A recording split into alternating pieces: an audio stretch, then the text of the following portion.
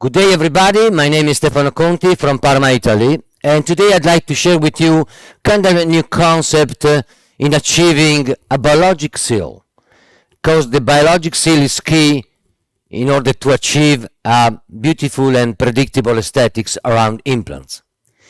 And anytime we think about biologic seal, we should think about the concept of a new implant, the Prama implant, with a neck UTM surface, a convergent neck where fibroblasts get organized in bundles.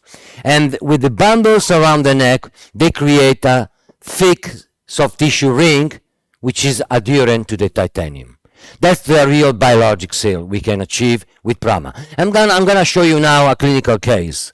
And as you can see in the tomography, we have a compromised buccal plate on the 11. So I'm going to extract the 11 and place the implant. And how can I be predictable in achieving a stable, beautiful aesthetics in a case like this? Well, Prama is going to help me. I place the implant in the 3D ideal position, and the neck is going to help me, because with the neck I'm expecting the creation of the biologic seal. So I've been waiting a couple of months. Then I've been placing a temporary crown, and with the temporary crown I've been reshaping the peri-implant soft tissue. And this is what I can achieve at the stage of temporary crowns. Then comes the time for the final outcome. And as you can see, we can play as much as we do around natural teeth. Now I can place the final abutment, which has got the shape, form and dimension of the natural teeth, ready, prepared for a veneer. And as you can see in the X-ray, we have exposure of the neck, but at the level where the neck is exposed, we have the biologic seal. So I'm allowed to play around the peri-implant soft tissue with the freedom to work without harming the quality of peri-implant soft tissue. I can work with a biodynamic soft tissue shaping concept. So biologic seal again is key to understand the final outcome we can achieve with this kind of implant. And after that, it comes the time to think about the final prosthetics. And again, when we think about the prosthetics, the emergence profile of the final crown, well, we do not have the limitation that we might have with a bone-level implant. Because again, the micro gap, the implant abutment connection is far from the bone. So we got the freedom actually to work on the other contour of the crown as much as we like. We can overcome the limitation of 25 degrees. So we can reshape the final crown the way we want in order to achieve a beautiful final outcome. And again, we can play the game at different levels. We can work on the critical contour, but also, even more importantly, we can work on the subcritical contour, but again, without harming the quality of peri-implant soft tissue, because apical to this area, we have the real biologic seal. So, at the end of the day, we have advantages. We can play as much as we do around natural teeth. In the laboratory, the technician is going to reshape the ideal gingival architecture, and this is what we can achieve before getting into intraoral at the chair side. So we go from the laboratory to the intraoral try-in. If everything is ready for the final cementation, again, in laboratory, we go through the final cementation for a cement screw retain restoration.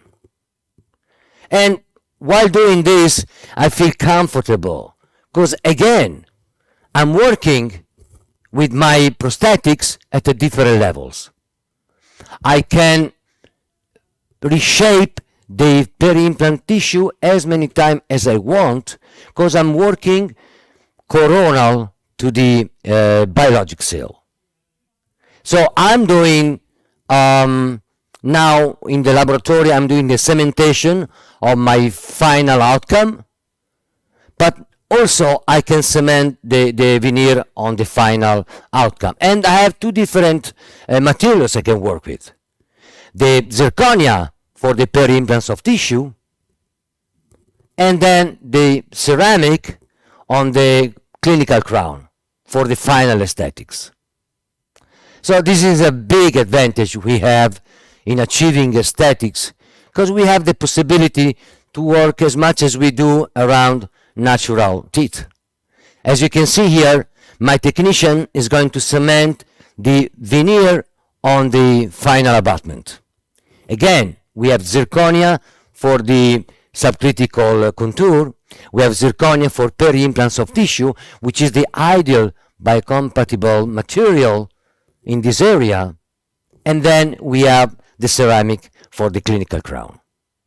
So we get to this point, and again we have the opportunity, the advantage to place, remove the final crown as many times as we want without harming the quality of the peri-implants of tissue, as you can see here.